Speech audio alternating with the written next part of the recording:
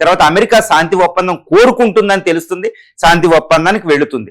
మళ్ళీ ఇప్పుడు శాంతి ఒప్పందంలో డిమాండ్ల విషయంలో కూడా ఇరాన్దే పై చేయి ఉండబోతుంది ఈ 2 రోజుల యుద్ధం తర్వాత. ఎందుకంటే అమెరికా అధ్యక్షుడికి అసలు అమెరికాలో ప్రజాదరణ, కోర్టు ఆపడం, అమెరికన్ కాంగ్రెస్ ఆపడం వల్ల ఇంకా ఆయన యుద్ధం చేసే పరిస్థితులు ఏమాత్రము లేడని అర్థమైపోయింది అనమాట. కాబట్టి ఇప్పటికీ ఇరాన్దే విన్ను, ఇరాన్దే పూర్తి పై చేయి ఉందని తెలుస్తుంది. కాబట్టి ఇరాన్ యుద్ధ లక్ష్యాలతో ఏదైతే ఇజ్రాయెల్ యుద్ధ లక్ష్యాలతో చేసినాయి అవి డిఫీట్ అవ్వడం, ఇరాన్ తన యొక్క మిత్రులని హిజ్బుల్లా, హమాసు, హౌతీస్ని కాపాడుకోవడం, తర్వాత మిడిల్ ఈస్ట్ లో తిరుగులేని శక్తివంతంగా ఉండడం, ఇవన్నీ దీనికి సిద్ధించినాయి అనమాట.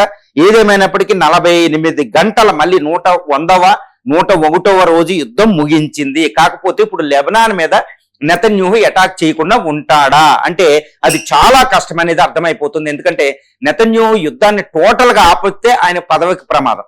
ఇజ్రాయెల్ ఇంకా పూర్తి రక్షణ లేదు. కాబట్టి ఇజ్రాయేలీ పీపుల్ కూడా యుద్ధాన్ని కోరుకోవడంలే, కానీ బెంజమిన్ నెతన్యాహు కోరుకుంటున్నాడు. కాబట్టి బెంజమిన్ నెతన్యాహు మైండ్ లో ఉన్నది ఏంటంటే యుద్ధాన్ని కొనసాగించాలని. కాబట్టి యుద్ధం ఎంతసేపు ఆగుతుందో ఎవ్వరికి అర్థం అవ్వని పరిస్థితి ఉంది. ఈ మధ్యలో ఇరాన్ ఏంటంటే ఇరానియన్ ప్రాక్సీ అయిన హౌతీసు యమన్ నుండి మిసైల్స్ ప్రయోగించిన ఇజ్రాయెల్, ఇది ఒక భయంకరమైన పరిణామంగా మనం చెప్పుకోవచ్చు. తర్వాత ఈ హౌతీస్ కూడా బాబెల్ మన హార్ముజ్ స్ట్రైట్ లాంటి దాన్ని క్లోజ్ చేయడం కూడా జరిగింది. ఇది ఒక విపత్తు అనమాట.